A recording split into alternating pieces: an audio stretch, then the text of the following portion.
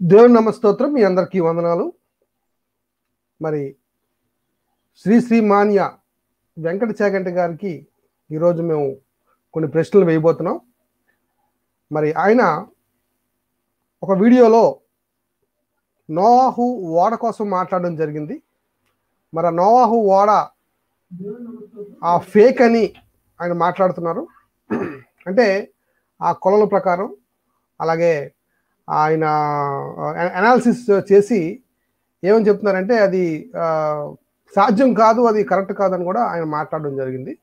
మరి ఆ టాపిక్లోకి వెళ్ళే ముందు మనం అనిల్ కుమార్ గారిని ఆహ్వానిద్దాం. అనిల్ కుమార్ గారిని ఆహ్వానించిన తర్వాత మనం ఆ వీడియో ప్లే చేస్తూ ఆ వీడియో మీకు చూపిస్తూ దాని తర్వాత మనం టాపిక్లో డైరెక్ట్గా వెళ్ళిపోదాం. వందనాలండి అనిల్ గారు. ఆ ప్రైజ్ లాట్. ప్రేక్షకులందరూ కూడా వెయిట్ చేస్తున్నారు చాలాసేపు నుంచి. మనం ప్రోగ్రామ్ని ఫాస్ట్గా ముందుకు తీసుకెళ్దాం.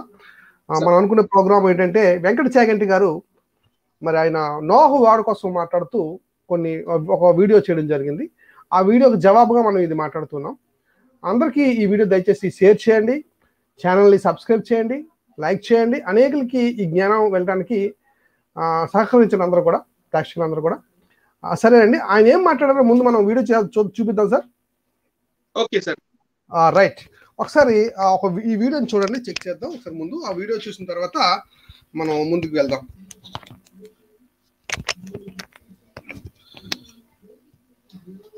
ఒకసారి అందరికి కనబడినట్టుగా చేస్తాను. ఇది వెంకట చాగంటి గారు మాట్లాడే వీడియో. అందులో ఒక పార్ట్ లో నేను ఒకటి చదివాను, నాకు కొంచెం ఇంట్రెస్టింగ్ గా అనిపించింది, అందుకని దాని గురించి మాట్లాడదామని. చెప్పండి. అందులోట ఇప్పుడు భూమి అంతరించిపోతున్నప్పుడు జీసస్ అందరినీ ఒక పడవలో తీసుకెళ్లి, ఎవరు పడవలో తీసుకెళ్ళింది? వాళ్ళు యెహోవా కాదండి, అతని పేరేదో ఉందండి. What is his name? అతని పేరు ఏదో ఉంది కదండి. అతను తీసుకెళ్ళాడు, యెహోవా ఆజ్ఞాపించాడని చెప్తారు దానిలో. భగవంతుడు ఆజ్ఞాపించాడు. అతని పేరు ఏంటండి? What is his name? Okay, some fellow. Okay, చెప్పండి. అయితే తీసుకెళ్తే అది ఆ పడవ డైమెన్షన్స్ ఇచ్చాడు అనమాట. అదే యెహోవా చెప్తాడు, అతని కల్లో కనిపించేది చెప్తాడు. ఏమంటే ఇంకా బీభత్సమైన జల ప్రళయం వచ్చేస్తుంది, 15 మూరలు, అదే ఏదో మొత్తం బీభత్సమైన ప్రళయం వస్తుంది, మీరు పడవలో అన్ని జంతువులు అన్ని రకాల జీవరాశులు తీసుకుని వెళ్ళమని. అది ఆ పడవ డైమెన్షన్స్ చెప్తాను మీకు. చెప్పండి. ఇది సాధ్యమా అసాధ్యమా మీరు చెప్పండి. ఓకే. 300 మూరలు వెడల్పుట. పొడుగా వెడల్ప? పొడుగు సారీ పొడుగు. ఓకే. 300 మూరలు పొడుగు, 50 మూరలు వెడల్పు అడ్డంగా. ఓకే. 50 మూరలు ఎత్తు, 30 మూరలు. ఓకే. 50 అంటే ఇప్పుడు 300/50/30. ఓకే. ఓకే, ఓకేనా? ఇందులో అన్నిటిని తీసుకెళ్ళి 10 నెలలు ఉన్నట్టు. ఓకే. ఓకే.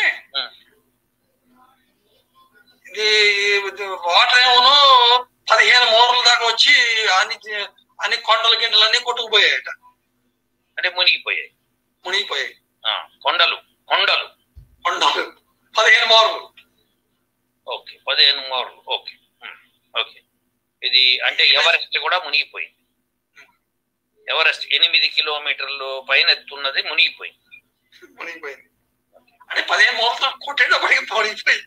అంటే 15 మూరలు అంటే ఇప్పుడు మీ మూర అంటే 1.5 feet ఏదో ఉండాలి కదా లెక్క. 1.5 feet అంటే మీకు 22.5 feet. ఇదేమో 8 kilometers కదా. అంటే సరే, వాళ్ళు దీని డైమెన్షన్స్ లెక్క వేరు, మూర అంటే లెక్క వేరు అని చెప్పచ్చు. అవునా?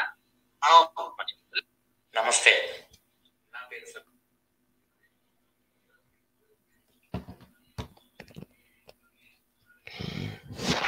చూశారు కదా బ్రదర్. మరి ప్రేక్షకులు కూడా చూశారు, అలాగే మీరు కూడా చూశారు కదా. మీ అభిప్రాయాన్ని చెబుతూ ఈ ప్రోగ్రామ్ మనం స్టార్ట్ చేసుకుందాం. మరి ఆయన ఇది సాధ్యమా అన్నట్టుగా మాట్లాడడం, పైగా ఆయన నోవా గారి పేరు కూడా తెలియదండి పాప. ఆయనకు బైబిల్ చదవలేదు అసలు.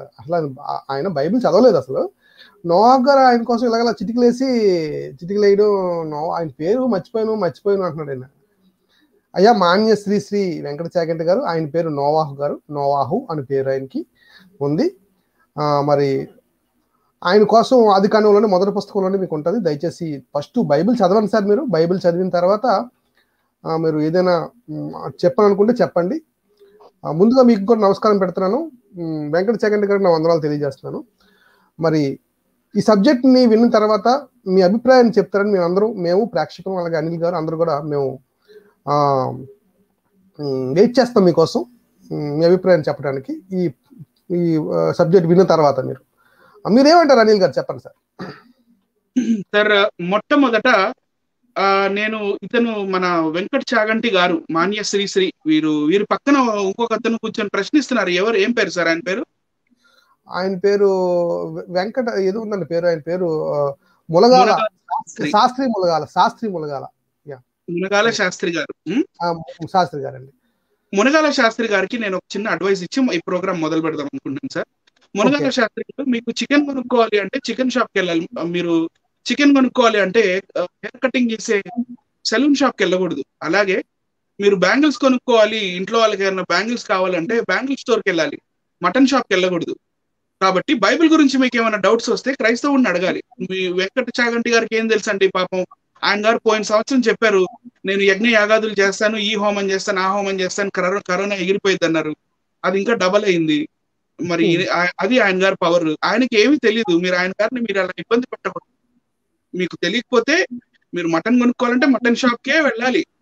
మీరు బైబిల్లో క్వశ్చన్స్ ఏదైనా వచ్చినప్పుడు బైబిల్ గురించి తెలిసిన వాళ్ళనే అడగాలి. ఇంకోటి, మీరు నోవా గారి పేరు కూడా గుర్తు రావట్లేదు. నోవా గారి పేరు ఫస్ట్ యెహోవా అన్నారు, తర్వాత అంటే ఫస్ట్ జీసస్ అనబోయి యేసు అనబోయి మళ్ళీ యెహోవా అని, ఆ తర్వాత నోవా గుర్తు రాకుండా కాసేపు తర్జన చేశారు. ఈ జనరల్ గా వీళ్ళు ఎఫర్ట్ అని చెప్పి వీళ్ళు చిటికలేస్తుంటారు. అట్లా ఈయన చిటికలేసి సమ్ ఫెలో అంటే ఈయన కూడా చదివితే గుర్తుంటుంది సార్. ఎందుకు గుర్తుంటుంది? 100% గుర్తుంటది. ఎందుకంటే అది it's a very interesting story. అందులో ఇంకా బైబిల్ గ్రంథంలో దేవుడు చాలా విషయాలు చెప్పాడు అక్కడ ఆ చాప్టర్స్ లో, రైట్ సార్. సో వీళ్ళు చదవకుండా ఊరికే ఏదో కామెడీలు చేశారని నాకు అర్థమైంది. తర్వాత మళ్ళీ చాలా జాగ్రత్తగా, అంటే జాగ్రత్తగా మాట్లాడుతూ వీళ్ళు ఎవరెస్ట్ పర్వతాన్ని తెచ్చారు. బైబిల్లో ఎవరెస్ట్ పర్వతం గురించి ఎక్కడా రాసలేదు. ఎవరెస్ట్ పర్వతం ఎత్తు 8 అడుగులు ఉంది. అంటే ఎవరెస్ట్ పర్వతం శిఖరం దాకా, ఇంత ఎత్తు దాకా జలప్రళయం వచ్చినప్పుడు నీళ్లు ఇక్కడ దాకా వచ్చాయి అని అట్లా ఏం లేదు. అంటే జాగ్రత్తగా వక్రీకరించడం అన్నమాట. ఈ తెలివి ఆర్యుల దగ్గర చాలా బాగుంటది ఇది, రైట్ సార్. తెలియని వాళ్ళకి ఇట్లానే దొంగ మాటలు చెప్పి 2000 సంవత్సరాల నుంచి దొంగ మాటలు చెప్తూనే వచ్చారు సార్. వచ్చారు. అవును. తెలియకపోతే తెలియనట్టు ఉండాలి, కానీ ఇలాగ ఇష్టసారంగా మాట్లాడకూడదు కదండి. సబ్జెక్ట్ ని యాక్చువల్లీ అడిగినప్పుడు క్లియర్ గా అడగాలి. ఏదైనా అడిగితే క్రైస్తవుని అడగాలి, మాటలు అడిగితే మేము దాన్ని ఎక్స్ప్లెనేషన్ ఇస్తాం. సో ఇది ఎక్స్ప్లెనేషన్ అనుకోండి వెంకట చాగంటి గారు, చెప్పండి సార్. సో నేను ఇది మునగాల శాస్త్రి గారికి అండ్ వెంకట చాగంటి గారికి ఒక చిన్న ప్రెజెంటేషన్, మన పవర్ పాయింట్ ప్రెజెంటేషన్ అంటే గిఫ్ట్ అనుకుంటారు. ఆ గిఫ్ట్ కాదండి, పవర్ పాయింట్ ప్రెజెంటేషన్ లో మీ డౌట్స్ మేము క్లియర్ చేస్తాము. తర్వాత మా డౌట్స్ కూడా మేము పోస్ట్ చేస్తాము, దాన్ని కూడా మీరు చెప్పాల్సి వస్తుంది. సో మనం టైం వేస్ట్ చేయకుండా మనం పీపీటీలోకి వెళ్ళిపోదాం సార్. ఓకే.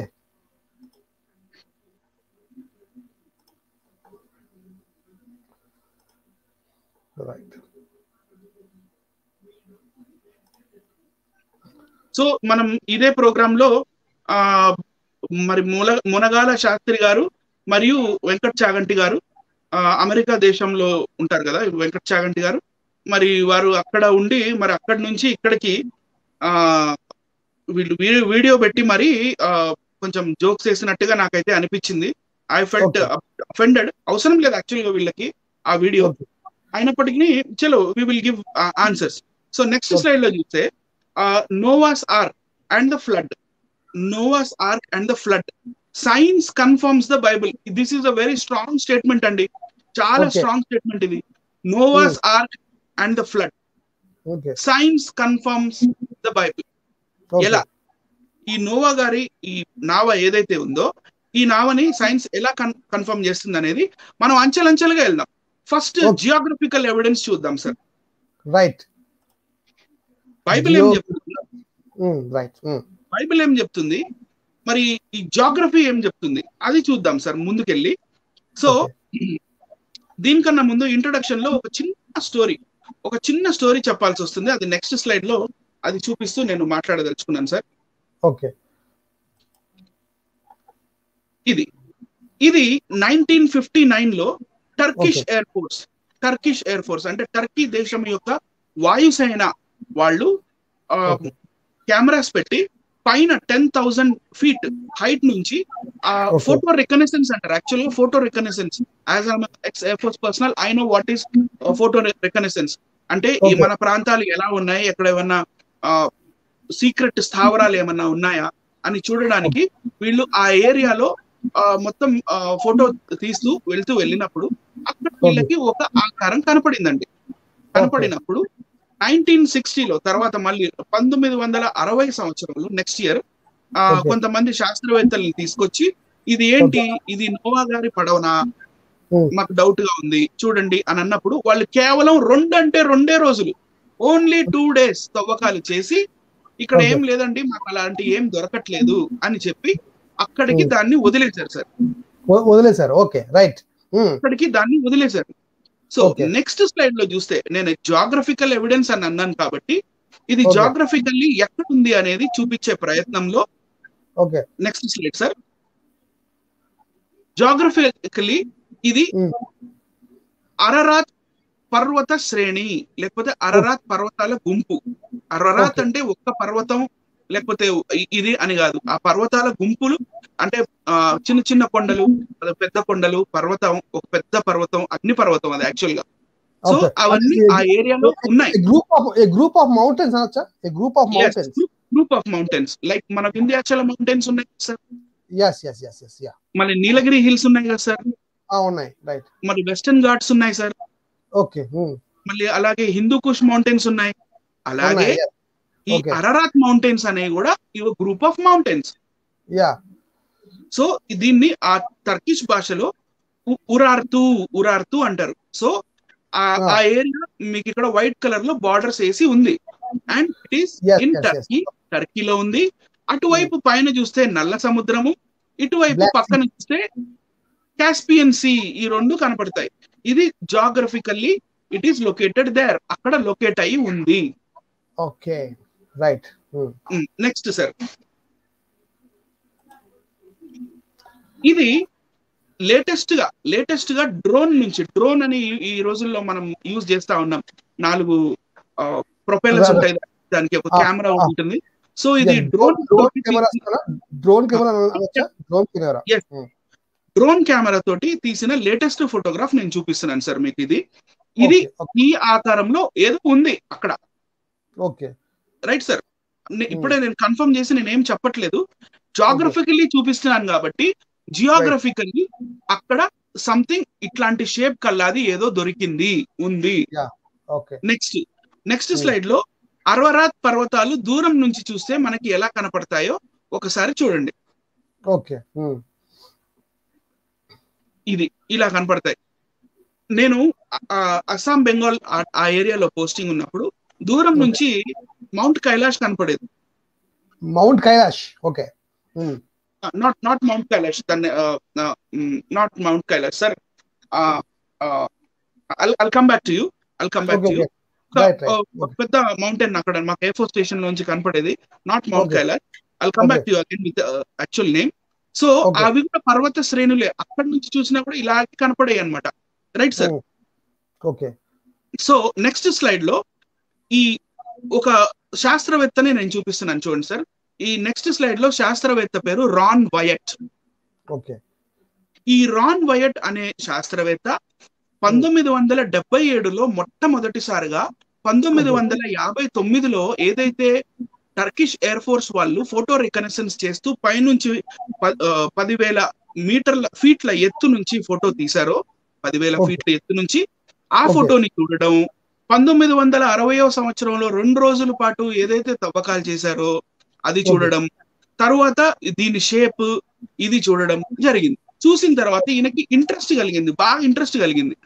ఎందుకు ఇంట్రెస్ట్ కలిగిందంటే ఏమని ఇంట్రెస్ట్ కలిగింది, ఇదేంటో నేను తేల్చుకోవాలి, ఈ ఆకారం ఇక్కడ కొండల పైన ఏం చేస్తుంది, కొండల పైన ఏం చేస్తుంది, రైట్ సార్ అని ఆయన మళ్ళీ బైబిల్ చదవడం, మళ్ళీ అంటే వన్స్ అగైన్ మళ్ళీ క్షుణ్ణంగా బైబిల్ చదవడం మొదలు పెట్టినప్పుడు ఆయనకి నెక్స్ట్ స్లైడ్ లో ఉంటుంది సార్, జెనసిస్ 8:4 ఆది కాండము 8వ అధ్యాయం 4వ వచనము చాలా ఇంట్రెస్టింగ్ అనిపించింది రాన్ వైర్. 7వ నెల 17వ దినమున ఓడ అరరాతు కొండల మీద నిలిచెను. అరరాత్ కొండపై దాని శిఖరం మీద టిప్పు మీదకెళ్ళి నిలబడింది, ఎవరెస్ట్ మీద పైన నిలబడింది. నాట్ లైక్ దట్, అరరాతు కొండల మీద.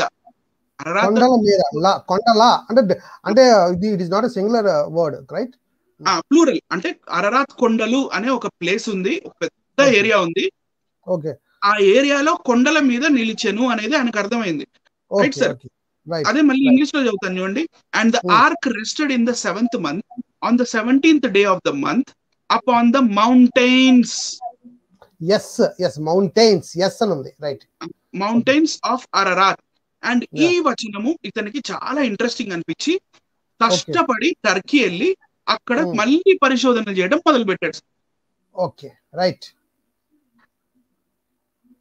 నెక్స్ట్ స్లైడ్ లో మనం చూస్తే అక్కడికి వెళ్ళిన తర్వాత 1959 లో ఎవరైతే టర్కిష్ ఎయిర్ ఫోర్స్ వాళ్ళు 1959 లో ఏరియల్ ఫోటోస్ ఏదైతే తీశారో వాటిని మళ్ళీ ఒకసారి క్షుణ్ణంగా పరీక్షిస్తే అక్కడ తెలిసింది ఏంటంటే ఇక్కడ ఏదో జల ప్రవాహం జరుగుతున్నట్టు కనపడింది. చూడండి, జల ప్రవాహం జరుగుతున్నట్టు మీకు ఆ ఫోటోలో కనపడుతుందా? ఏదో నది లేకపోతే ఒక చిన్న సెలయేరు నుంచి జల ప్రవాహం జరుగుతున్నట్టుగా అలా కనపడుతుంది. దీన్ని క్షుణ్ణంగా పరీక్షించి చూస్తే అతనికి ఒక డౌట్ వచ్చింది, ఏంటంటే ఇక్కడ అగ్నిపర్వతం ఏదో ఉండొచ్చు, దాని లావా ఫ్లో, ఇది దాని లావా ప్రవహించి ఉండొచ్చు. ఇప్పుడు కర్సర్ మూవ్ చేస్తాను కదా, కర్సర్ మూవ్ చేస్తాను, ఈ కర్సర్ ఇలా ఇది అన్నమాట ఈ కాన్సెప్ట్. అలా పైనుంచి కిందకి, అలా పైనుంచి కింది వచ్చి ఉండొచ్చు అని ఇంకా కొంతమంది శాస్త్రవేత్తల్ని తీసుకొని వెళ్ళినప్పుడు నెక్స్ట్ స్లైడ్ లో ఆ శాస్త్రవేత్తలు వారి పరిశోధనల వల్ల వాళ్ళు కనుక్కొని ఏం చెప్పారంటే, యాక్చువల్ గా ఇక్కడ రెడ్ డాట్ ఇటు ఉంది చూడండి, రెడ్ డాట్ లెఫ్ట్ సైడ్, అక్కడ వైపు నుంచి అది కిందకి అగ్నిపర్వతం పేలినప్పుడు అగ్నిపర్వతంలో నుంచి వచ్చిన ఆ లావా వల్ల ఆ ఒరిజినల్ అదేదైతే ఉందో శకలం లాంటిది అది జారుకుంటూ కిందకు వచ్చి ఇప్పుడు ప్రస్తుతం అక్కడ ప్లేస్ లో నిలిచి ఉంది అనేది వాళ్ళకి అర్థమైంది. ఇప్పుడు ఈ ఫోటోలో నెక్స్ట్ దాంట్లో ఫోటోలో చూస్తే అరరాత్ పర్వత శ్రేణుల్లో అది కొంచెం ఎత్తుగానే ఆ ప్లేస్ లో అప్పుడు ఆగింది. అది కానీ ఈ ప్లేస్ లో ఆగింది, రైట్? ఇలా అగ్నిపర్వతం పేరడం వల్ల అంటే వచ్చే లావా ద్వారా ఈ విధంగా ఈ ఏరియాలోకి ఇలాగ షిఫ్ట్ అయింది అని మనకు అర్థమవుతుంది, రైట్? జరుపుకుంటూ వచ్చి కింద, ఇప్పుడు కింద మీకు అక్కడ కనపడుతుంది చూడండి, అక్కడ ఒక నావ లాంటి ఒక శకలం కనపడుతుంది, ఆకారం, రైట్? అంటే 1.5 మైల్స్ ఇక్కడ నుంచి ఇక్కడ వరకు కిందకి వచ్చింది. 1.5 మైలు ప్రయాణించింది సార్. ఓకే, 1.5 మైళ్ళు పై నుంచి కిందకి ఇలాగా లార్వా వల్ల వచ్చిందని కాన్సెప్ట్. ఓకే, అవును, లావా వల్ల వచ్చి అక్కడ ఆగింది. యాక్చువల్ గా అయితే అది కొంచెం పైకే ఆగింది. Okay, right. ఓకే, అది కిందకి జారింది కొంచెం 1.5 miles. Okay, right sir. Next slide లో ఇప్పుడు ఆర్కియాలజికల్ ఎవిడెన్సెస్ చూద్దాం సార్. Archaeological evidences, right. ఇంతవరకు మనం ఏం చూసామండి? ముందు జియోగ్రఫికల్. ఓకే, ఇప్పుడు ఆర్కియాలజికల్ ఎవిడెన్సెస్ అక్కడికి వెళ్ళి ఆ శకలాలు ఏవైతే కనపడుతున్నాయో అక్కడికి వెళ్ళి ఇక్కడ చూస్తే ఆ ప్లేసుల్లో ఉండకూడని కొన్ని వస్తువులు దొరికినాయి. అవేంటి? గవ్వలు, లేకపోతే పురాతన కాలపు చెక్క ముక్కలు, పక్కన పెద్ద చెక్క మొద్దులాగా ఉంది చూడండి, ఇవన్నీ అక్కడ కనపడుతున్నాయి. ఈ కొండల మధ్యలో, కొండల పైన ఈ నావా ఆకారంలో ఉన్నదానికి ఇవన్నీ అక్కడ దొరకటం కష్టం. ఎందుకంటే నేను ఇందాక బ్లాక్ సీ చూపించాను, కాస్పియన్ సీ చూపించాను ఇందాక, కానీ అన్ని ఒక 300 మైళ్ళు దూరంలో ఉన్నాయి ఈ ప్లేస్ కి. పైన మళ్ళీ చూపించారు సరే, అవసరం లేదు సార్. Okay right పర్వాలేదులేండి.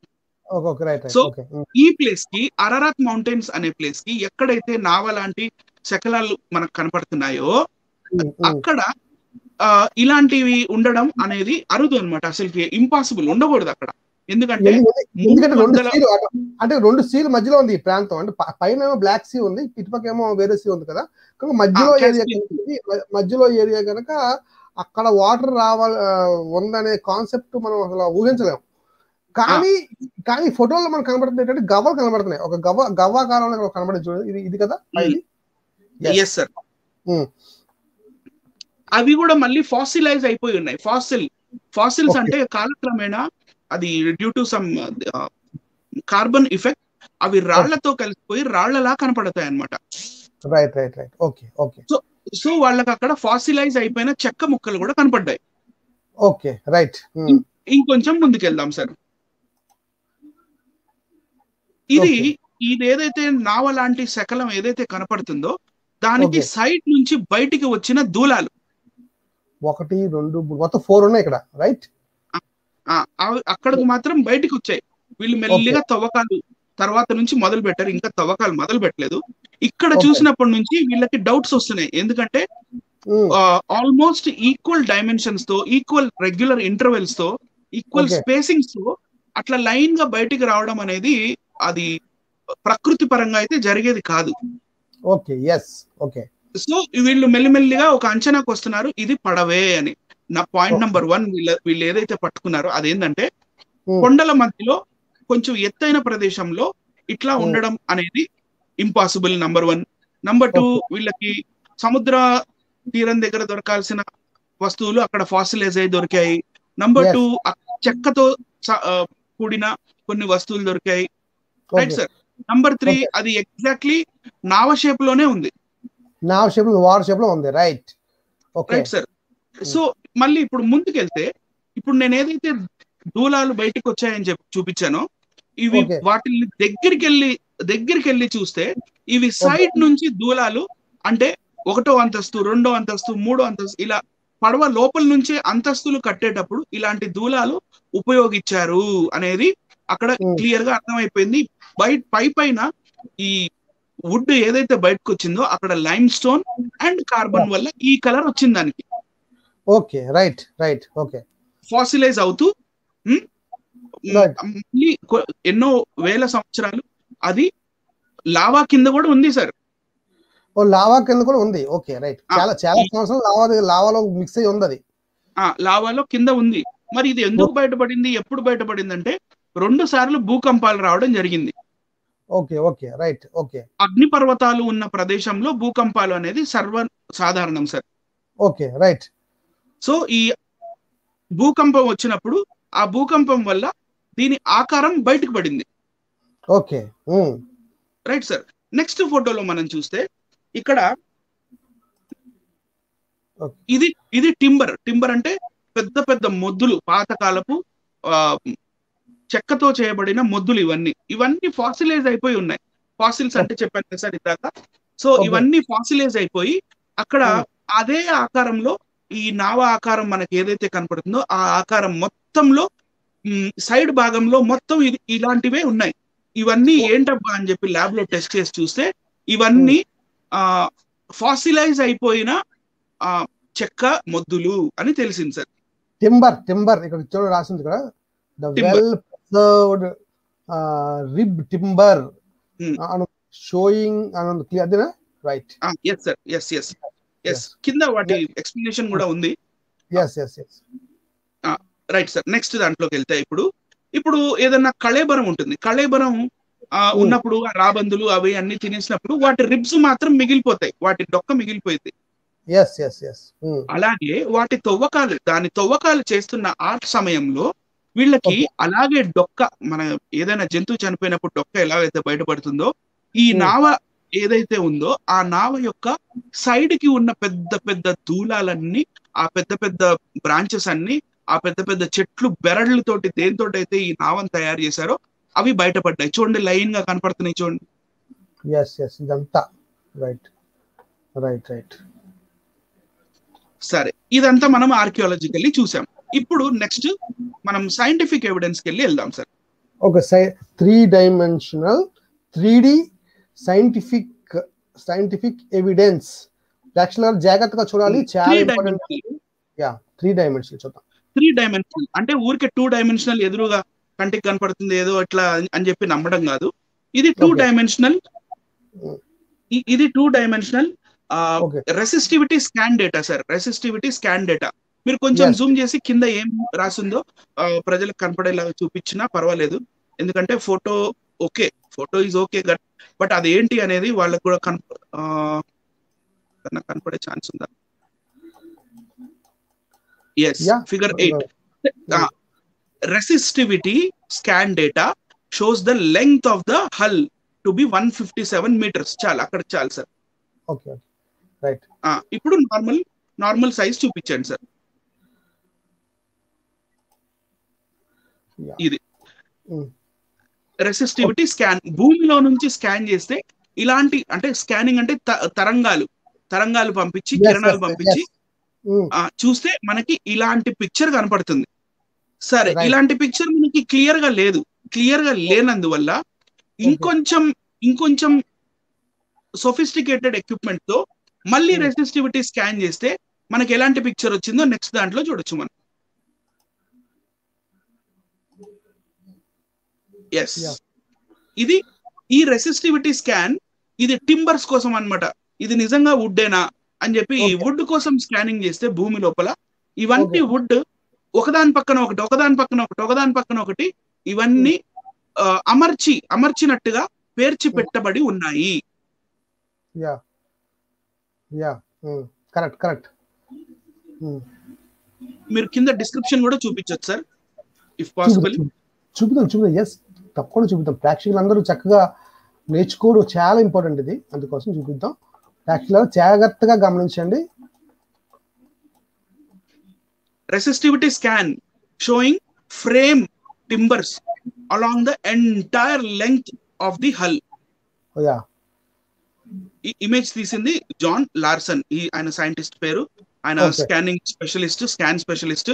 సో ఆయన గారు భూమిని స్కాన్ చేసి తీసినప్పుడు ఈ భూమి లోపల అంత లోపలికి కూరుకుపోయింది. ఎగ్జాక్ట్ పిక్చర్ అయినా కూడా రావట్లా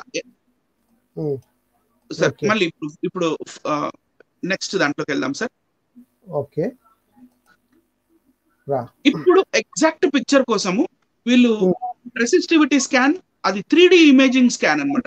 3 డైమెన్షనల్ ఇమేజ్ స్కానింగ్ చేసినప్పుడు ఒకసారి నార్మల్ చూపించాను సార్. నేను I just want to show you the depth. భూమికి ఇంత లోపలికి ఆ నావ కూరుక్కుపోయి దొరికింది వాళ్ళకి. ఓకే, ఇదంతా భూమి లోపల ఉన్నది, రైట్ సార్. అదే కాకుండా ఈ కాలక్రమేణా ఈ క్లైమేట్ లో జరిగే చేంజెస్ ని బట్టి, లేకపోతే తుఫాన్లు రావడం, లేకపోతే అర్త్ క్వేక్స్ రావడం, వీటి వల్ల ఆ ఈ చెక్క మొద్దులు లేకపోతే వుడ్ ఏదైతే ఉందో అవి కొంచెం దూరంగా కూడా చెల్లా చెదురుగా ఉన్నట్టుగా కనపడుతున్నాయి. చూడండి, బ్లూ కలర్ లో ఉన్నదంతా. అంటే కొంచెం ఇరిగిపోయి కదా, బ్రేక్ అయింది కదా, కాబట్టి ఇది కొంచెం ఇలాగా పక్కన ఇలాగా అడ్జస్ట్ అయిన కాన్సెప్ట్ అన్నమాట. ఆ లావాలో ఫ్లో అవుతూ జారడం వల్ల అది మధ్యలో బ్రేక్ కూడా అయింది, ముక్కలు కూడా అయింది, రైట్ సార్. అది కాలక్రమేణా జరిగింది అది. ఓకే, నెక్స్ట్ స్లైడ్ ఇదే సేమ్ ఇమేజ్ బ్లాక్ బ్యాక్గ్రౌండ్ లో చూద్దాం సార్. చూద్దాం, ఇప్పుడు కొంచెం దగ్గరికి చూపించండి సార్.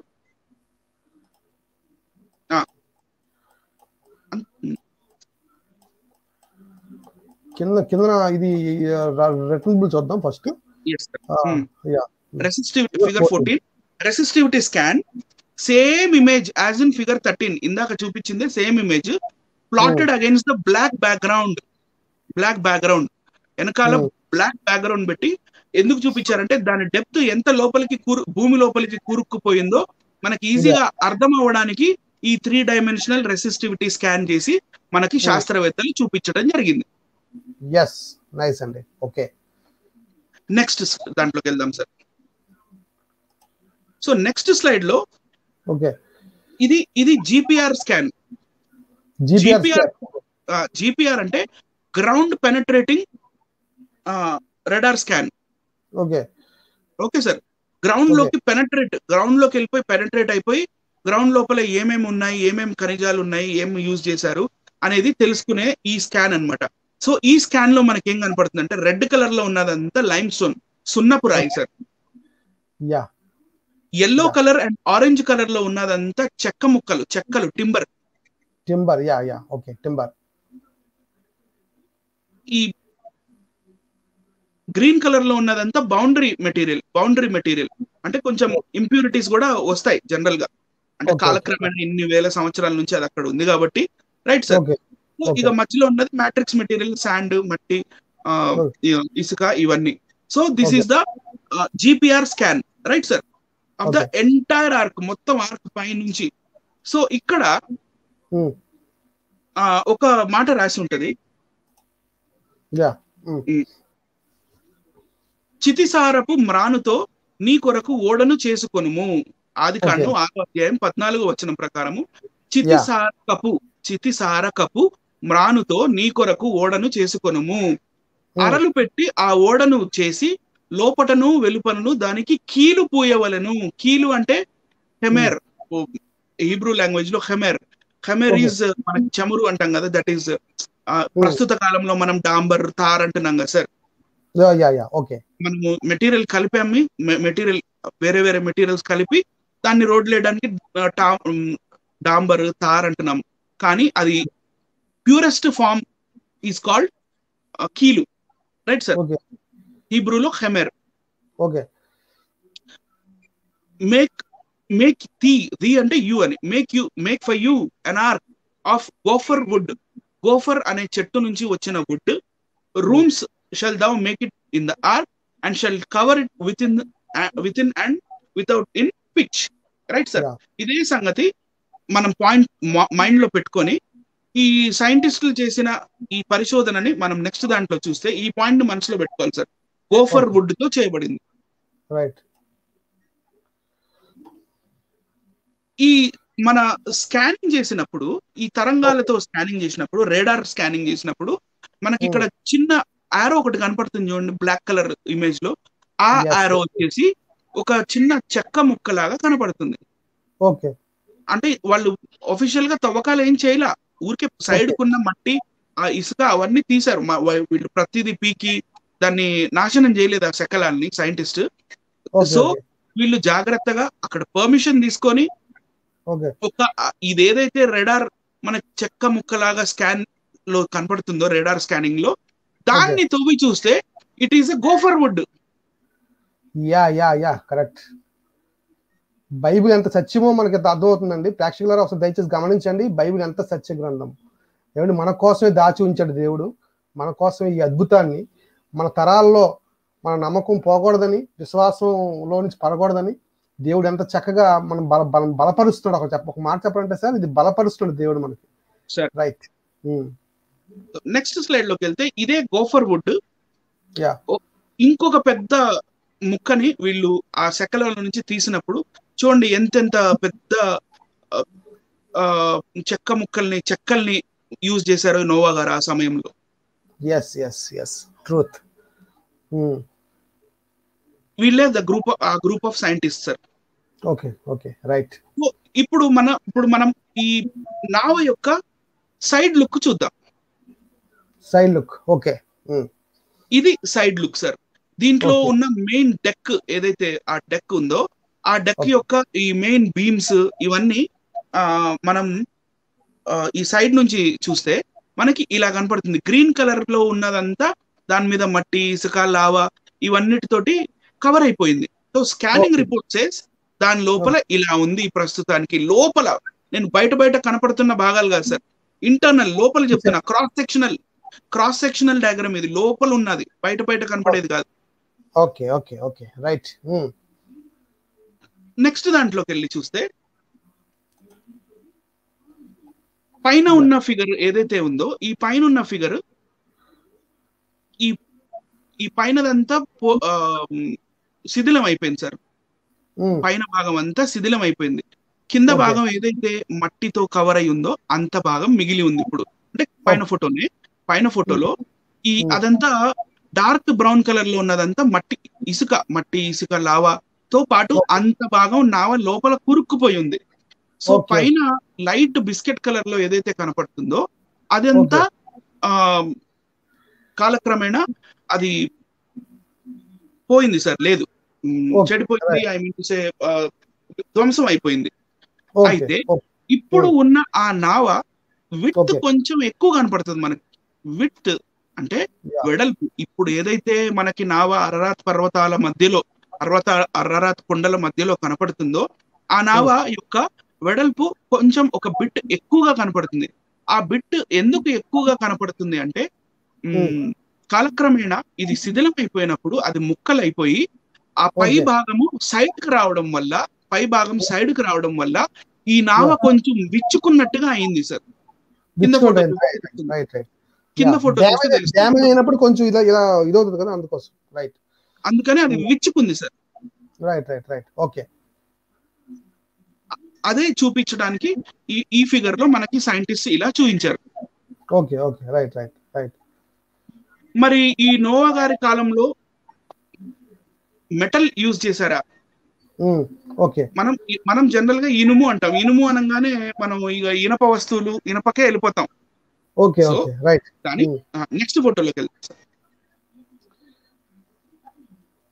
Metallurgical evidences. ఈ మెటలర్జికల్ ఎవిడెన్సెస్ అంటే ఈ మెటల్ కి సంబంధించిన మరి దాఖలాలు ఏమన్నా ఉన్నాయా, అందులో మెటల్ యూజ్ చేశారా, లోహము యూజ్ చేశారా అనేది చూద్దాం sir. Next photo sir. Genesis ఆదికాండము 4వ అధ్యాయము 22వ వచనంలో, అంటే నోవాహు గారి కాలం కన్నా ముందు, అంతేనా సార్? అంతే. నోవాహు కాలం గారి కంటే ముందు కయ్యీను సంతానం అండి. కయ్యీనులో పుట్టిన కయ్యీను సంతానంలో ఇనుము, రాగి ఇలాంటి దాన్ని ఏమంటారు, లోహాలు కనబడతాయి. కరెక్ట్. చూడండి. మరియు సిల్లా తూబల్కయీనును కనెను. సిల్లా తూబల్కయీన్ అనే ఆయనని కన్నాడు.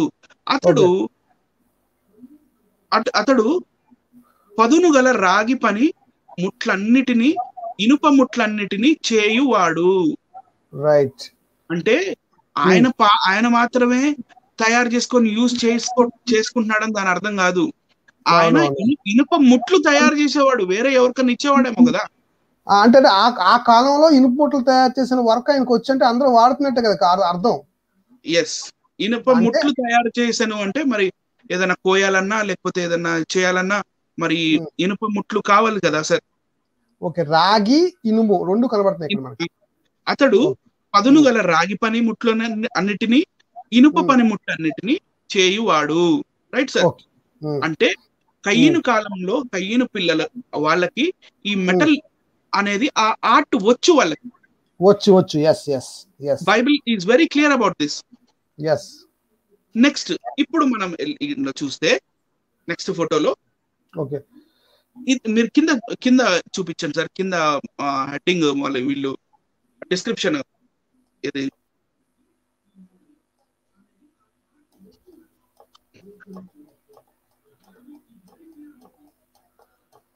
Bulk heads and central corridor as per metal detector and radar scans 1985 నుంచి 86 లో ఈ 2 సంవత్సరాల పాటు చేసిన ఈ metal detectors and radar scans తోటి the bulkheads reveal the correct width of the vessel. ఎందుకంటే ఇప్పుడు మనము ఇందాక ఒక ఫోటో చూపించాను, నార్మల్ ఫోటో చూపించాను సార్. ఇందాక ఇది కొంచెం విచ్చుకుంది అని చెప్పాను కదా సార్. కాలక్రమేణా ఈ ఎర్త్ క్వేక్స్ రావడం వల్ల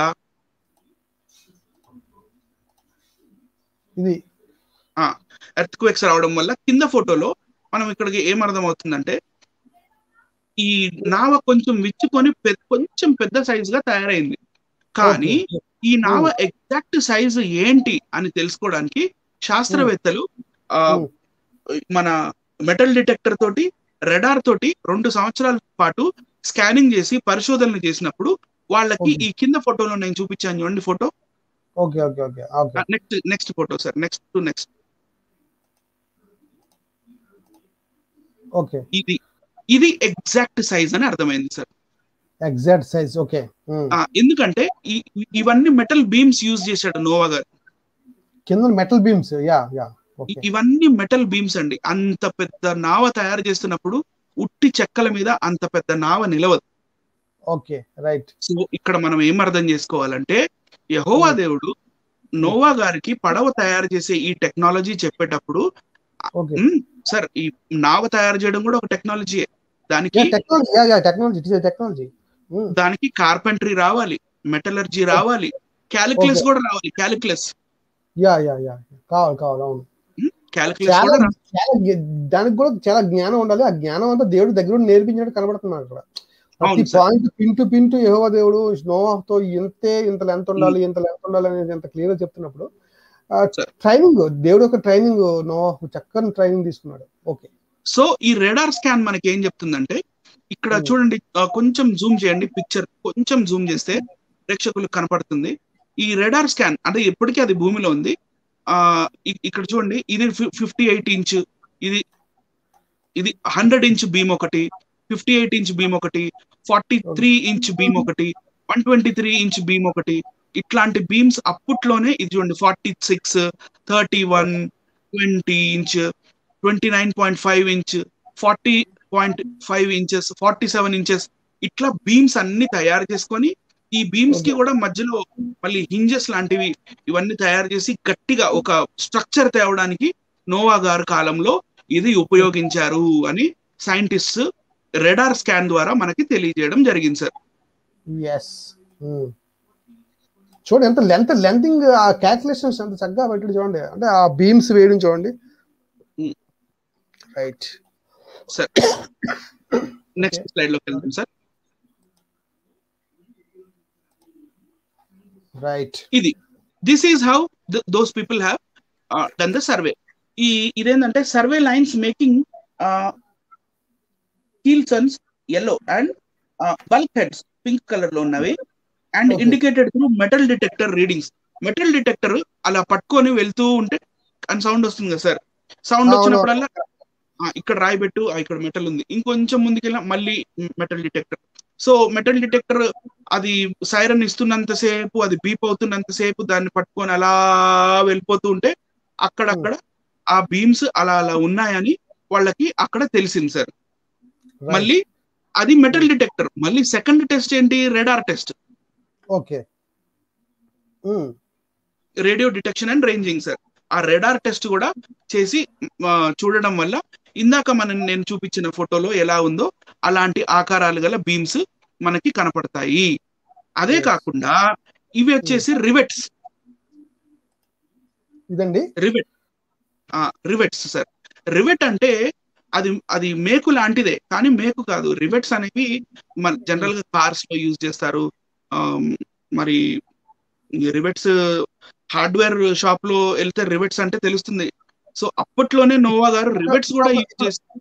అంటే ఫిగర్ 34 అని చెప్పి ఇక్కడ కొంత ఇన్ఫర్మేషన్ ఉంది, నేను జూమ్ చేస్తాను, చూద్దాం ఒకసారి. చేయండి సార్, ఒకసారి చూద్దాం కింద.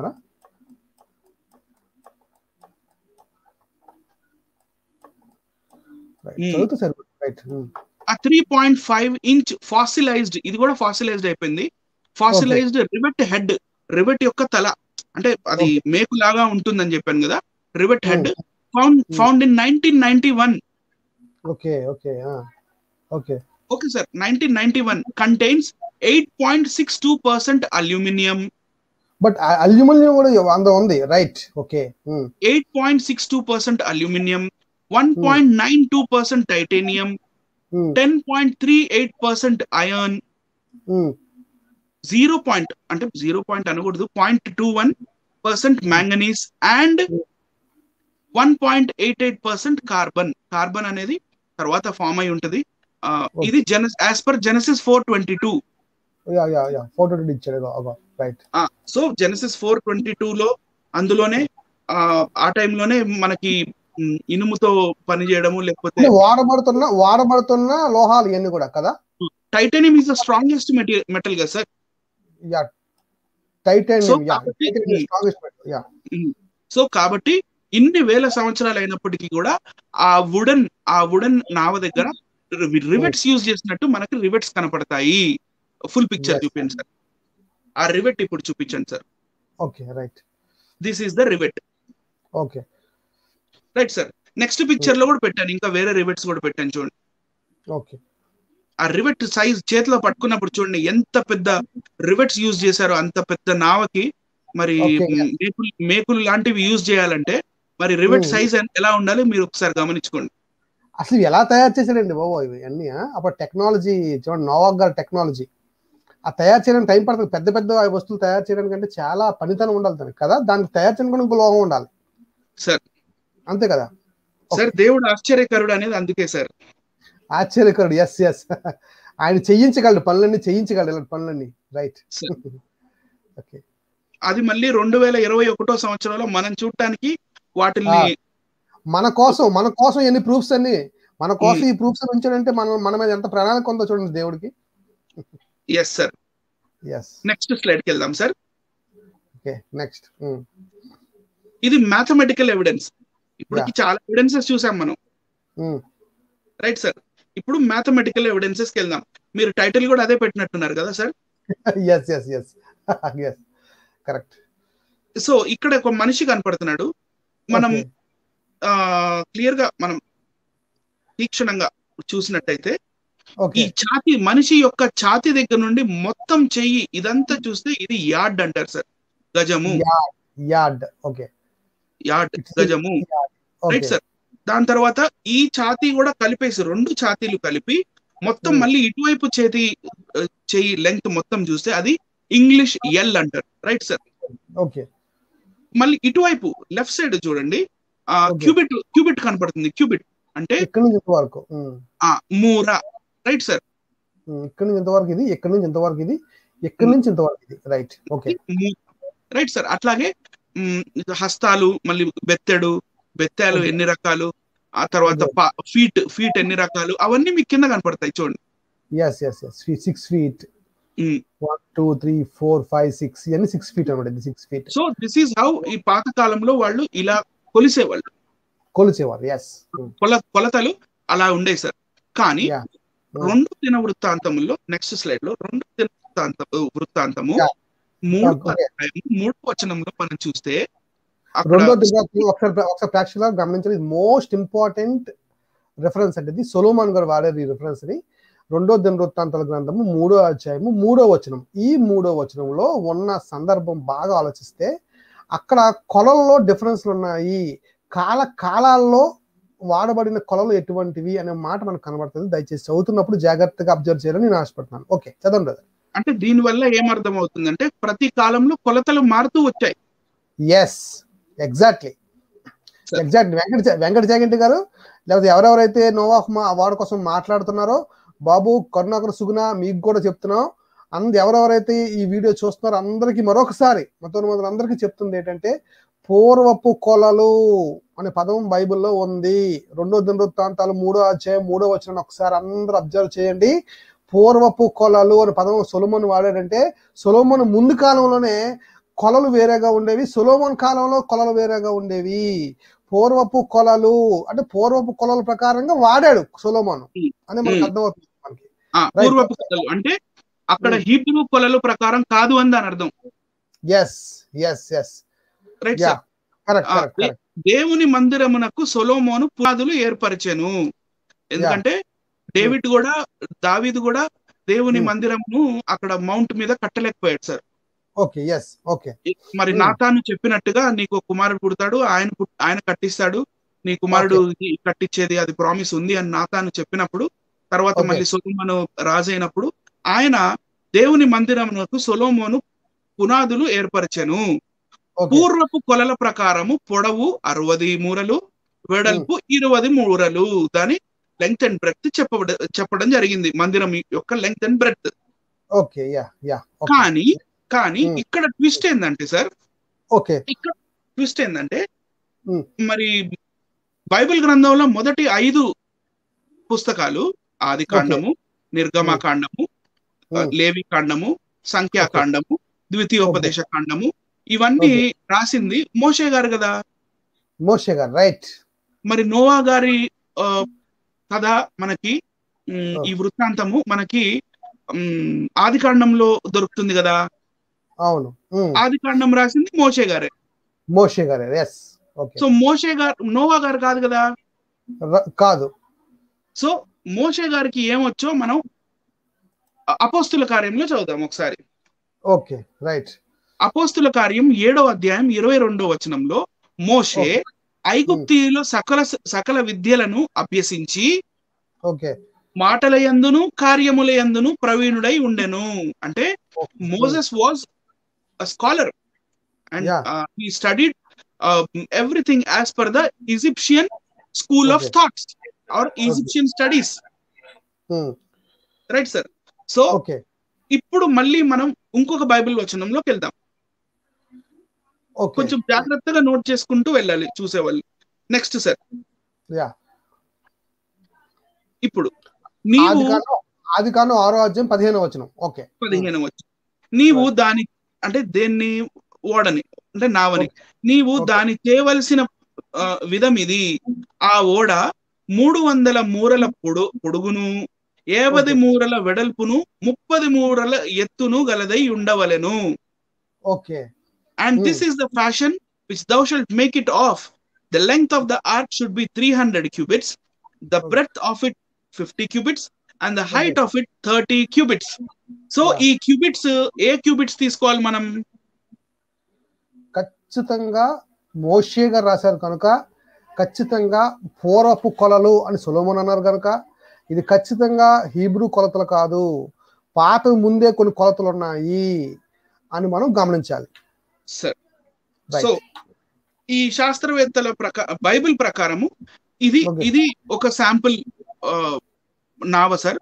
దీని వెడల్పు 50 మూరలు, ఎత్తు 30 మూరలు, పొడవు 300 మూరలు. మూరలు అనగానే మనం ఒక మూర పూలు ఎంతమ్మా? No, not that. అది కాదండి, పూలు మూరలు కాదు బాబు. కొన్నగర సుగుణ గారు, పూలు మూరలు కాదండి. పూల మూరలు, ఆ మూరలు, లేకపోతే మీ చేతి మూరలు ఏమండి, అవి పెట్టకండి ఇక్కడ.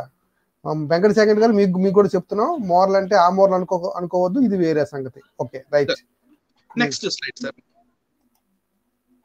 సో ఇక్కడ శాస్త్రవేత్తలు ఏదైతే అరరాత్ పర్వతంలో మనకి శకలాలు కనపడ్డాయో దాని గురించి వాళ్ళు కూడా బాగా తర్జన భర్జన అయ్యారు. అయ్యి బైబిల్ ని మళ్ళీ మాటికి చదివి మరి మనం ఏదైతే వచనాలు చూసామో ఆ వచనాల ప్రకారమే, మనం ఇప్పుడు ప్రజలకు ఏవైతే 3 వచనాలు చూపించామో ఆ వచనాల ప్రకారమే మరి పూర్వపు కొలలు అని 2వ దినవృత్తాంతంలోను, మరి అపోస్తుల కార్యంలో 7వ అధ్యాయంలో ఉన్న మరి పౌలు గారు మోషే గారు మరి ఐగుప్తు దేశంలోకున్న స్కూల్ ఆఫ్ థాట్స్ అన్ని నేర్చుకున్నాడు అనేది. మళ్ళీ ఈ మూరలు ఇవన్నీ కొలిసి చూసినప్పుడు మనకు అర్థం అవ్వాల్సిన విషయం ఏంటంటే, construction time less than 75 years అయింది. కన్స్ట్రక్షన్ ఇది కడతానికి నోవా గారికి 75 సంవత్సరాల దాకా పట్టిందంటండి.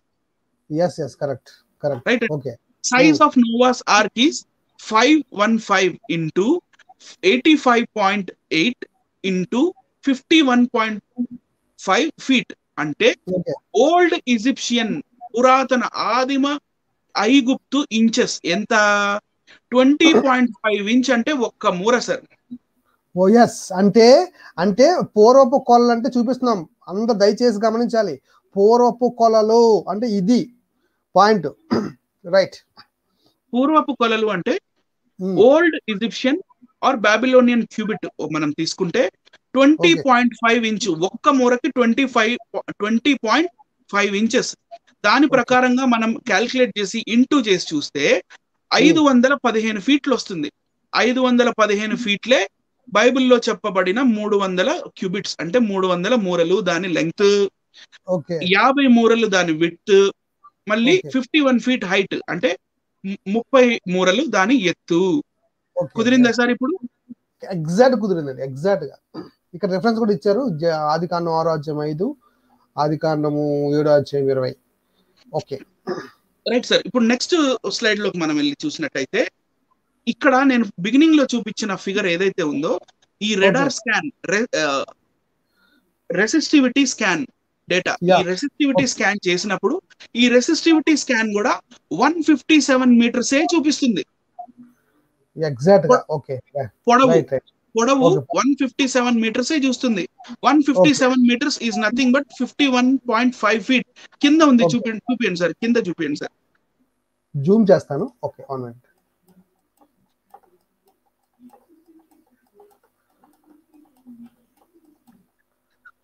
Resistivity scan data shows the length of the hull to be 157 meters or 515 feet, i.e.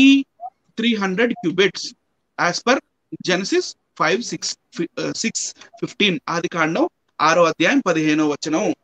So Bible వచనాలు నెరవేరాయి సార్. పర్ఫెక్ట్ గా నెరవేరాయండి, పర్ఫెక్ట్ నెరవేరాయి. ఇప్పుడు ఒక చిన్న వీడియో నేను ప్లే చేయమని మిమ్మల్ని అడుగుతాను సార్. కైండ్లీ ప్లీజ్ నా కోసం ఒక వీడియో ప్లే చేయండి సార్.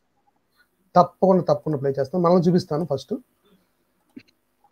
ప్రేక్షకులారా గమనించండి, దయచేసి అందరూ కూడా ఈ వీడియోని అందరికి షేర్ చేయండి. చాలా ఇంపార్టెంట్ వీడియో. నెక్స్ట్ వారు ఏమన్నారో అది కూడా మీకు చూపించడం జరుగుతుంది. 1 minute.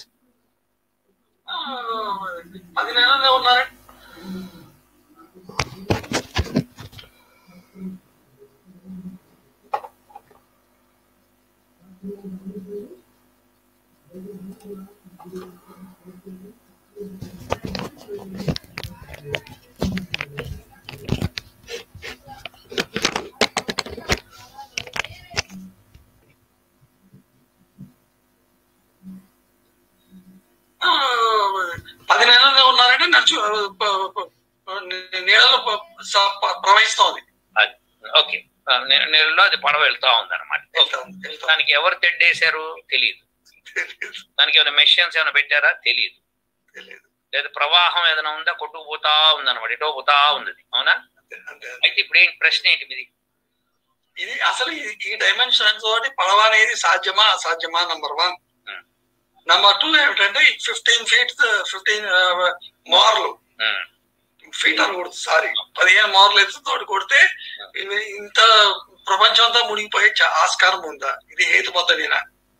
ఎందుకు కాదండి, వాళ్ళ డైమెన్షన్స్ వేరని చెప్తారు కదా. ఇప్పుడు ఆ డైమెన్షన్స్ హేతుబద్ధ అంటే ఫిజిక్స్ లా ప్రకారం పనికి వస్తుందా పనికి రాదా? ఇది అయితే సరిపోతుంది. అవునా కదా? అంతే అంతే. ఇప్పుడు మీరు ఒకటే గుర్తుపెట్టుకోండి శాస్త్రి గారు, 15 మోర్లు ఎవరెస్ట్ శిఖరం కూడా మునిగిపోయింది అంటున్నారు కాబట్టి ఎవరెస్ట్ 8 కిలోమీటర్లు కాబట్టి 15 మోర్లు అంటే 8 కిలోమీటర్లు అనుకుందాం కాసేపు. తప్పేముంది అక్కడ? తప్పేం లేదుగా. లేదు 15 మోర్లు 8 కిలోమీటర్లు అయితే కనుక 300 మోర్లు ఎన్ని కిలోమీటర్లు అయి ఉండాలి? ఒక లెక్క. జస్ట్ ఇప్పుడు 8 మోర్లు ఈజ్ ఈక్వల్ టు 15 మోర్లు ఈజ్ ఈక్వల్ టు 8 కిలోమీటర్లు. 300 మోర్లు ఈజ్ హౌ మచ్? సో 300/15 అంటే 20. 20 times 8 అంటే 160 కిలోమీటర్స్. చాలు సార్.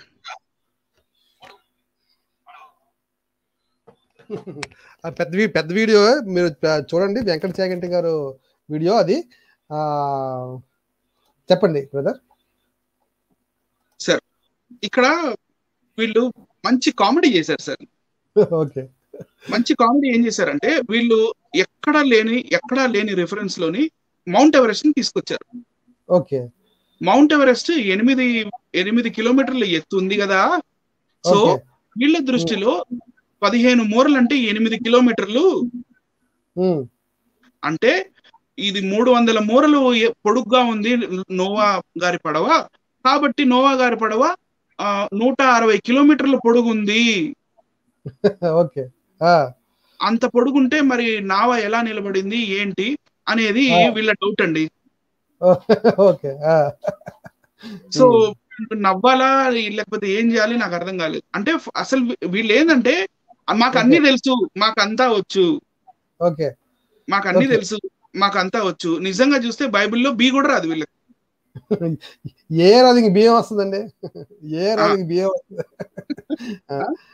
కరోనా తగ్గిపోద్ది అని చెప్పి హోమాలు యాగాలు ఇలాంటివన్నీ చేయిస్తారు. పొగ ఆ పొగ వల్ల మొత్తం కాలుష్యం అంతా పోతుంది అంటారు ఆయన.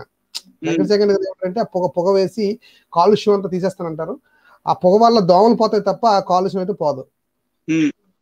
అది లేనిపోయింది మళ్ళీ దగ్గు కూడా వస్తాయి కదా సార్ పొగ వల్ల. ఓకే ఏం సార్ నాకు చెక్క ముక్కలు తీసుకొచ్చి దాంట్లో ఆవుని వస్తా అంటే కరోనా పోయింది సార్. అవునవును అవును. మళ్ళీ బైబిల్ విషయానికి వచ్చేసరికి వీళ్ళకి సైన్స్ కావాలి, తర్కం కావాలి, మెజర్మెంట్స్ కావాలి, ఆర్కియాలజీ కావాలి, జాగ్రఫీ కావాలి, ఇవన్నీ కావాలి. మళ్ళీ ఇప్పుడు 4 చెక్క ముక్కలు తీసుకొచ్చి మంత్రాలు చదువుకుంటూ దాంట్లో ఆవు నెయ్యి పోస్తే కరోనా ఎట్లా పోయింది సార్ అంటే సమాధానం చెప్పరు మళ్ళీ. అవును. ఈసారి చెప్తారులేండి. మనం వీడియో చూసిన తర్వాత వెంకట చైతన్య గారు మనకు అన్ని విషయాలు చకచకా చెప్పేస్తారు. సరే సార్, కొంచెం ఫాస్ట్ గా ముందుకు వెళ్ళిపోదాం sir. Right.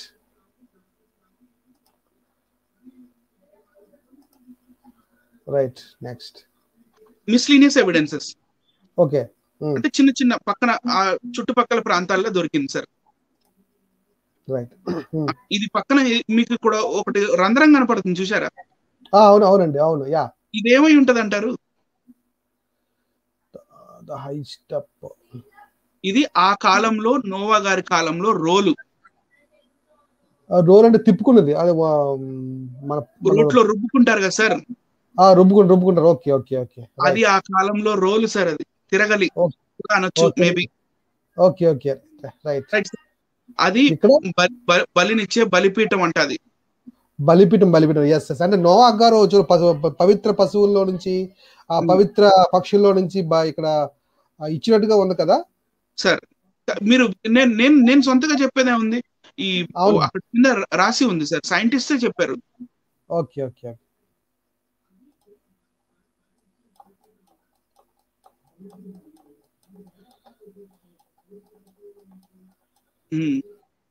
Figure 72. The altar is 3.7 meter in volume, with 1 meter high step.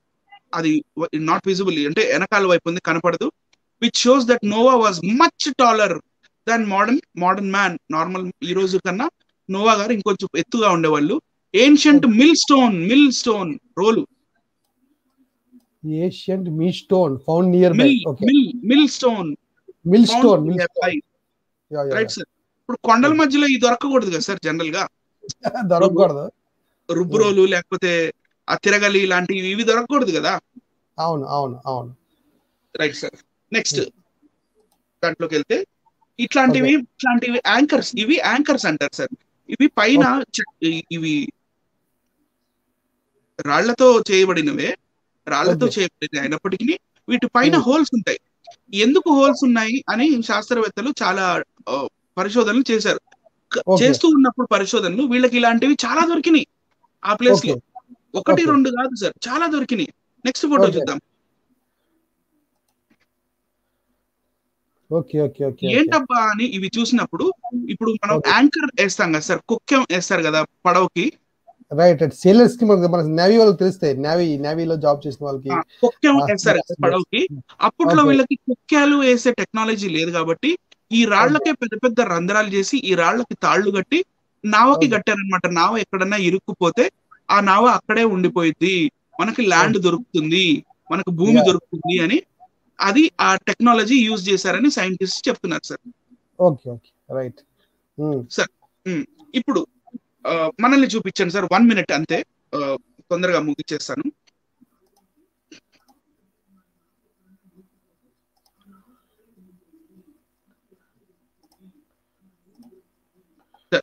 ఇప్పుడు అమెరికాలో మీకు కేఎఫ్సి అంటే తెలుసు sir.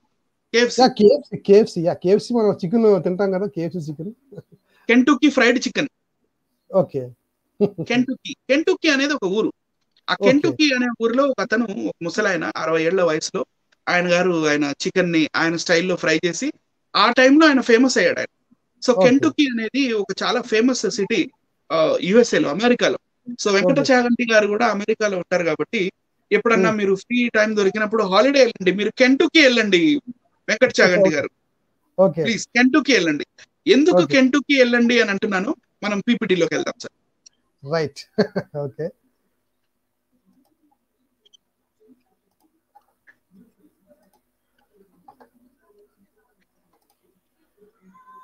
Kentucky. Okay Kentucky Noah's replica ark. ఇదేదైతే అరరాత్ పర్వతాల మధ్యలో మనకి నోవా గారి శకలాలు, నావ యొక్క శకలాలు దొరికాయో, ఆ ఓకే వాటి దాన్ని బేస్ చేసుకొని ఓకే దాని మోడల్ రెడార్ దాని స్కానింగ్, దాన్ని బట్టి వీళ్ళు మెజర్మెంట్స్ తీసుకొని ఈ నావని ఇలా వాళ్ళు తయారు చేశారు. అక్కడ రెప్లికా నావ కెంటుకీలో ఉంది ఇది. And it is open to public. అందరూ లోపలికి వెళ్ళొచ్చు. ప్రతి డెక్ ఉంటుంది. Ground floor, second floor, third floor లోపల నోవా గారు యానిమల్స్ ని ఎలా పెట్టుండొచ్చు, లేకపోతే ఏ డెక్ ఎలా ఎక్కడ ఉండుంటే వీళ్ళకి బాగుండేది అని దాని ప్రకారంగా పరిశోధన చేసేవాళ్ళు. ఎన్నో పరిశోధనలు చేసి ఇక్కడ కెంటుకీలో ఇట్లాంటి రెప్లికా, అంటే అలాగా కనపడేది నోవా గారి పడవ లాంటిది తయారు చేసి వీళ్ళు అక్కడ పెట్టారు. నెక్స్ట్ ఫోటోలో ఇది చూడండి. కన్స్ట్రక్షన్ జరుగుతున్న టైంలో ఈ ఫోటో ఇది సార్. ఇది కన్స్ట్రక్షన్ అయిపోయిన తర్వాత now it is open to all. Next photo sir. Now it is open to all.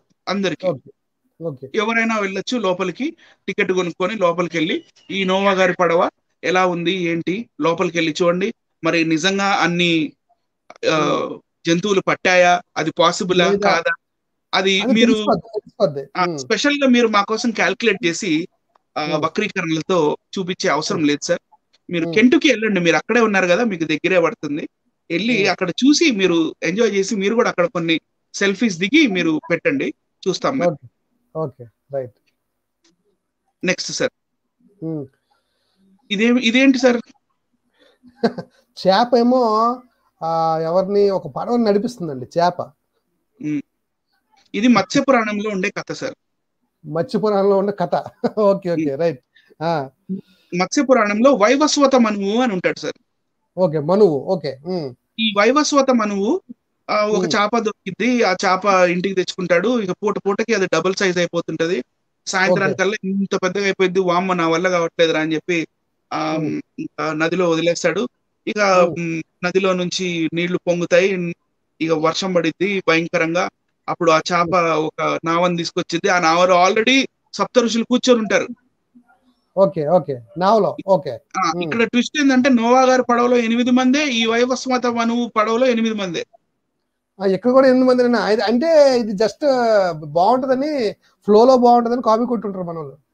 100%. కానీ అరరాత్ పర్వతాల మధ్యలో నోవా గారి పడవ దొరికింది. ఈ పడవ వెళ్ళి హిమాలయ పర్వతాలకి గుద్దుకున్నట్టుగా చెప్తారు సార్. ఓకే. మత్స్యపురాణంలో ఉంది. అలాగే మన భవిష్య పురాణంలో కూడా ఇలాంటి సందర్భం ఒకటి ఉంది. హిమాలయ, అది కూడా టిబెట్ లో ఉన్న, టిబెట్ దగ్గర ఉన్న హిమాలయాలు అనే పాయింట్ అక్కడ రైజ్ చేశారు. సో ఈ పడవ ఎక్కడుందో మనకు వెంకట చాగంటి గారు నెక్స్ట్ టైం చూపిస్తారు సార్. ఈ పడవ ఎక్కడ ఉంది అదేనండి. ఈ సప్త ఋషులతో ప్రయాణం 8 మందితో ప్రయాణం అయ్యే ఈ పడవ, చేపలాక్కెళ్ళే ఈ పడవ మాకు వెంకట చాగంటి గారు చూపించాలి. అంతే కదండి. ఆర్కియాలజికల్లీ, సైంటిఫికల్లీ, మెటలర్జికల్లీ ఓకే చూపిస్తారు. లేకపోతే ఒకవేళ కష్టం అయితే next slide. Where is the boat చూపిస్తారు. లేకపోతే నెక్స్ట్ దాంట్లో ఆర్. ఓకే. ఈ క్వశ్చన్ కొంచెం కష్టంగా ఉంటే ఇప్పుడు ఈ క్వశ్చన్ వాల్మీకి రామాయణం యుద్ధకాండ 22వ సర్గ సార్. Okay right. అన్ని చదవను, కొన్ని చదువుతాను. ఇక్కడ ఏంటంటే శ్రీరాముల వారు శ్రీలంకకి వెళ్ళడానికి, లంకకి వెళ్ళడానికి వీళ్ళు మాట్లాడుతుంటారు. లంక అదే లంక, అది ఇది కూడా మాట్లాడారు వీళ్ళు. సో లంకకి వెళ్ళడానికి వాళ్ళు నేను ఒక లైన్ చదువుతాను సార్. ఫస్ట్ పారాగ్రాఫ్ లో కింద నుంచి 4వ లైన్ సార్, 5వ లైన్ ఇది. ఓకే. వాళ్ళు ఆయా ప్రాంతముల నుండి తాటి చెట్లు, పొదల వలె ఉన్న దానిమ్మ చెట్లు, కొబ్బరి చెట్లు, విభీతక వృక్షములు, కరీర, వకుల, నింబ వృక్షములు అంటే నిమ్మకాయ చెట్లు తీసుకొని వచ్చిరి. పెద్ద పర్వతములను పెకిలించిరి. Right sir. పెద్ద శరీరములు, గొప్ప బలము గల ఆ వానరులు ఏనుగంత ప్రమాణము గల ఆ రాళ్లను, ఏనుగంత ఉన్నాయి అంటే ఒక్కొక్కటి రాయి సార్, ఓకే ఏనుగంత ప్రమాణము గల ఆ రాళ్లను పర్వతములను పెకిలించి యంత్రముల ద్వారా తీసుకువచ్చిరి. ఇది ఏ యంత్రాలు, ఎక్కడున్నాయి ఆ యంత్రాలు? ఇప్పుడు యంత్రాలు కావాలి, మాకు యంత్రాలు కావాలి. మరి అన్ని ఎవిడెన్స్ తో, ఆర్కియాలజికల్ ఎవిడెన్స్ తో వెంకటచాగంటి గారు తీసుకొస్తారు మన ముందుకి. ఎందుకంటే ఇప్పుడు ఈ మన రామసేతులో ఒక్కొక్క పెద్ద రాయి ఒక్కొక్క పెద్ద ఏనుగంత సైజు ఉందంట సార్. ఏది ఏనుగంత సైజు ఒక్కొక్క రాయి ఏనుగంత సైజు ఉందా? పెద్ద శరీరము గల గొప్ప బలము గల ఆ వానరులు ఏనుగంత ప్రమాణము గల రాళ్లను పర్వతములను పెకిలించి యంత్రముల ద్వారా తీసుకుని వచ్చిరి. ఆ తర్వాత ఆ ఏనుగంత సైజు రాళ్లను ఏం చేశారంట, పర్వతములను హఠాత్తుగా పడవేయుటచే, పర్వతాలే ఇంకా డైరెక్ట్ గా, వీళ్ళు అడిగారు కదా పర్వతాలు మునిగిపోయినాయా కుట్టుకుపోయినాయా అని. పర్వతములను హఠాత్తుగా పడవేయుటచే లేచిన నీరు ఆకాశమునకు ఎగిరి మరలా అక్కడి నుంచి అటు ఇటు వ్యాపించను. రైట్ సార్, అక్కడ చాలు. రైట్ సార్, నెక్స్ట్ అప్పుడు ఫస్ట్ లైన్, అప్పుడు భయంకరమైన కర్మలు చేయు వానరులు సేతువును నిర్మించిరి. కొందరు వానరులు సూత్రములు కట్టిన దండములను పట్టుకొనిరి, అంటే దారాలు పట్టుకొని మెజర్మెంట్ వేస్తున్నారంట. కొందరు రాళ్ళు మొదలైనవి ఏరుచుండిరి. మేఘముల వలె పర్వతముల వలె ఉన్న వందల కొలది వానరులు రాముని ఆజ్ఞను అనుసరించి తృణముల చేత కర్రల చేత సేతువుకు సంబంధించిన కొన్ని భాగములు కట్టుచుండిరి. పుష్పించిన అగ్రభాగములు గల వృక్షములతో సేతువును కట్టుచుండిరి. దానవుల వంటి కొందరు వానరులు పర్వతముల వంటి శిలలను, పర్వత శిఖరములు పట్టుకొని అటు ఇటు పర్వతాలను పట్టుకొని అటు ఇటు పరిగెత్తారంట. పరిగెత్తుచు కనబడుచుండిరి. అప్పుడు ఆ మహోదధిలో శిలలను దూరం నుండి విసిరి వేయుచుండగా, పర్వతములను పడువేయుచుండగా చాలా అధికమైన ధ్వని బయలుదేరానంట. చాలా సౌండ్ వచ్చిందంట. వీళ్ళు దడాదడు పెద్ద పెద్ద పర్వతాలు తీసుకొచ్చి ఇసిరేస్తుంటాయి. నెక్స్ట్ సార్, తొందరపడుచున్న ఉత్సాహవంతులే ఏనుగులతో సమానులైన వానరులు, ఒక్కొక్క వానరుడు ఏనుగంత సైజులో ఉన్నాయంట సార్.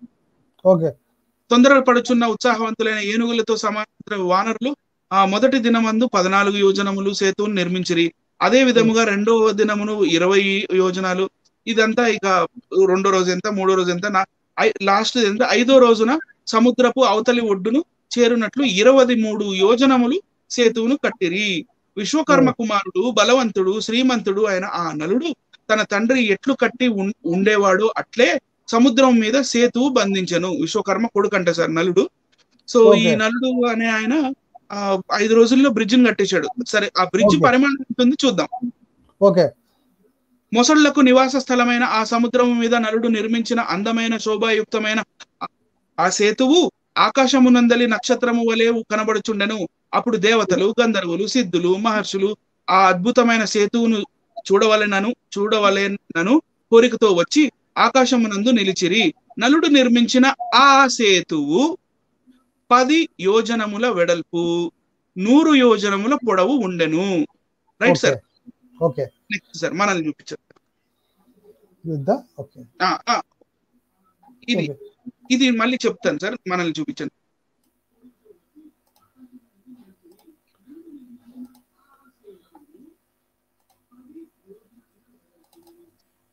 సార్, ఇప్పుడు book etymology, book of the etymology అని ఉంటుంది, ద ఎన్సైక్లోపీడియా ఆఫ్ ఎటిమాలజీ. అసలు ఈ ఎటిమాలజీ అంటే ఏంటి, ఎటిమాలజీ ఎలా వచ్చింది, లేకపోతే ప్రతి ఒక్క వర్డ్ దాని అర్థం ఏంటి, దాని మీనింగ్ ఏంటి అని ఎటిమాలజీ అనే బుక్ లో నేను చదువుతున్నప్పుడు యోజన అనేది నేను చెక్ చేశాను. Yojana is equal to 9 miles. 9 mile, okay. 9 మైళ్ళు. ఒక్క యోజన అంటే 9 మైళ్ళు. ఒక్క మైలు అంటే 1.5, దగ్గర 1.48 కిలోమీటర్స్ టైప్ అది. Right sir. సో ఇక్కడ మనం వాల్మీకి రామాయణం ప్రకారము యుద్ధకాండ 22వ అధ్యాయము మరి శ్లోకాలు 72 నుంచి 76 మధ్యలో మనకి ఏం కనపడుతుందంటే, ఆ సేతువు 10 యోజనముల వెడల్పు, 100 యోజనముల పొడవు ఉండెను. అంటే 10 యోజనములు అంటే 9 మైల్స్ కదా సార్. ఒకటి 9 × 10 90 మైల్స్ విత్ 900 మైల్స్. అంతే కదా. 100 యోజనములు అంటే 900 మైల్స్ పొడవు ఉండెను అని మనకు చెప్తుంది. కానీ ఓకే, ప్రెసెంట్ డే పిక్చర్ ఒకసారి చూద్దాం సార్. పిక్చర్ చూద్దాం.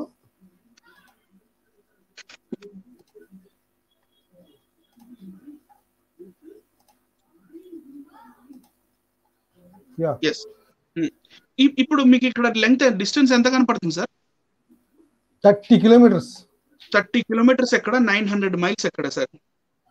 రామసేతు ఇది శ్రీలంక అండి. ఇది గమనించాలి. ఈ ఏరియా శ్రీలంక, ఈ ఏరియా ఇండియా. దానికి దీనికి మధ్య ఉన్న ఇప్పుడు ఈ సేతు ఇక్కడ ఉంది అంటే ఈ హనుమంతుకు సంబంధించిన హనుమంతుడు తర్వాత ఎవరైతే వానర సైన్యం ఉందో ఈ వానర సైన్యం అంతా కూడా ఇక్కడ కట్టిన బ్రిడ్జ్ మైల్ ఇది 30 మైల్స్ ఉంది. ఇది గ్రంథంలో రాయబడింది ఎంత? 30 కిలోమీటర్స్ ఉంది సార్. ఫిజికలీ 30 కిలోమీటర్స్ మాత్రమే ఉంది. ఫిజికల్ 30 కిలోమీటర్స్ మాత్రమే ఉంది. కానీ రామాయణంలో రాయబడిన లెంత్ కి దీనికి సరిపోవట్లేదు. చాలా ఎక్కువ ఉంది అక్కడ, చాలా ఎక్కువ ఉంది. ఇక్కడ చాలా తక్కువ ఉంది.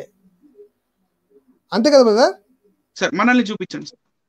Okay,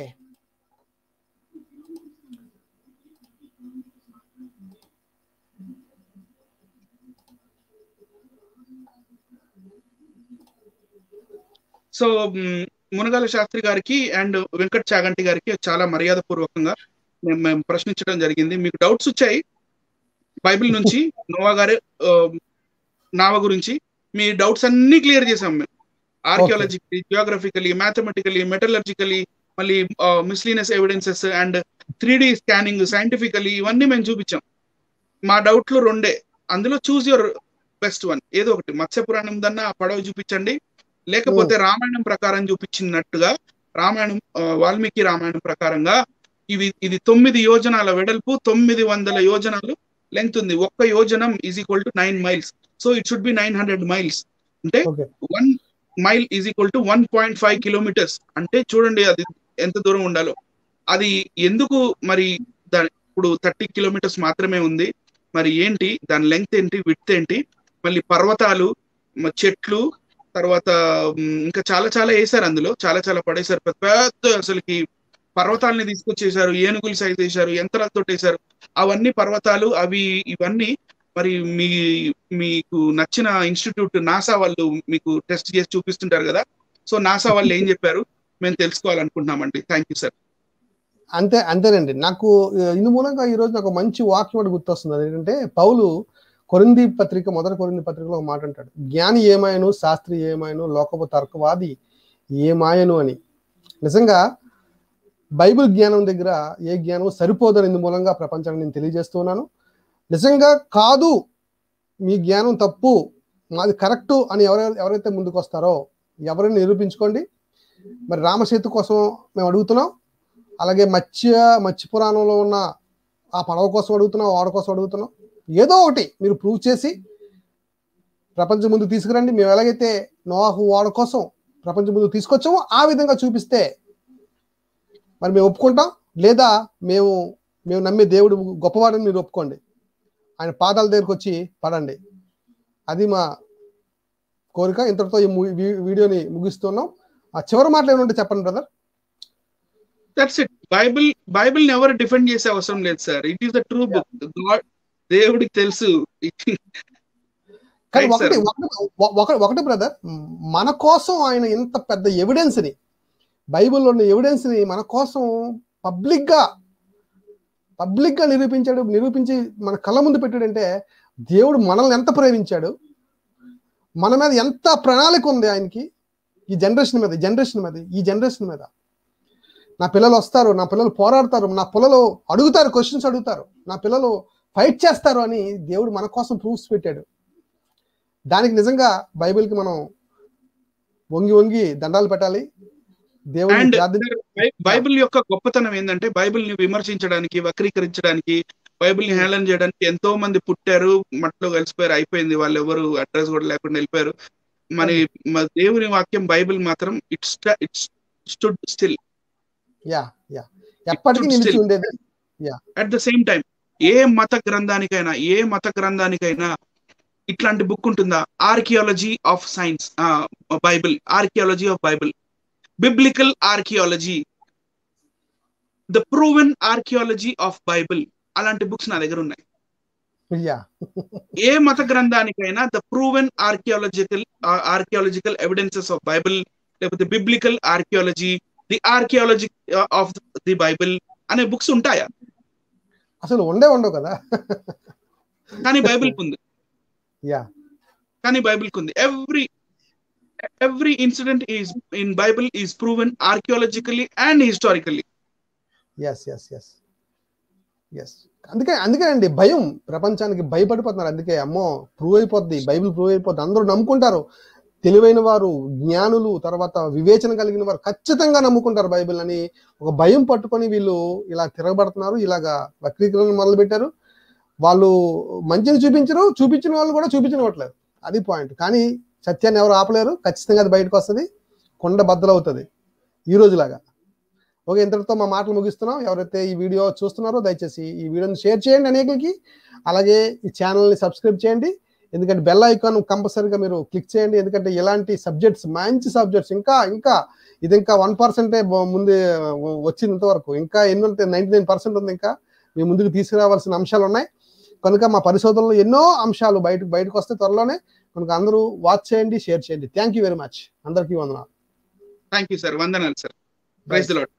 praise the lord.